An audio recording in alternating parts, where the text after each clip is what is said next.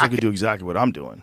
And I think you'd have a massive voice. You would be fantastic at it. You are so good at speaking. You're so good at speaking publicly.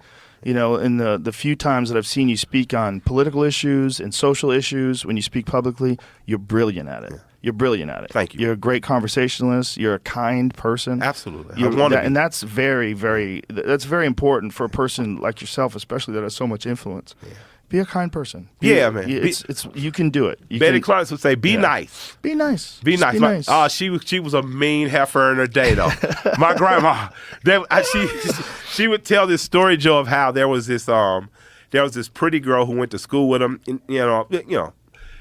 Dressed. The girl had to dress. She had her hair pressed every day. Right. My grandmother says, and that heifer gonna step on my foot and not say excuse me. I pulled all the hair out, and I was just like, woo, you were quite the little wild witch in your day. Don't you think those back then people were more inclined to like get in fights? Yeah, absolutely. But her sister told me after she died, her sister said that girl wasn't doing nothing to Betty.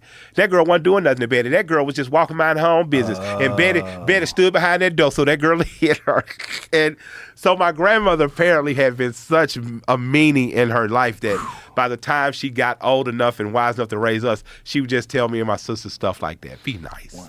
Because she had been mean. Yeah, she had learned the lesson. Yeah. She probably had some bad feelings about it. Yeah, she did. And she was such a great, she ended up being a nurse, taking care of a lot of people in the last days of their life.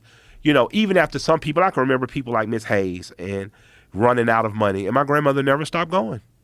She never stopped taking care of that woman after her husband, Mr. Hayes, had died. I was just like, she would take us to the old folk homes, the Sadie Mae's, and Sundays as children, she'd make us go speak to people, greet them. She'd help the nurses change bedpans and stuff.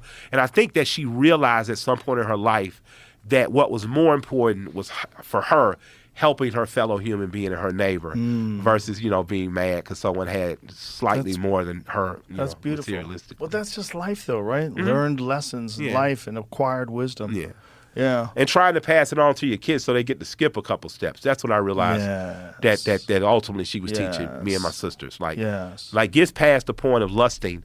Like comparison is a thief of joy, something I learned from watching her. She never allowed us. She figured it out. Yeah, she did. Yeah. Her and my grandpa. That's beautiful.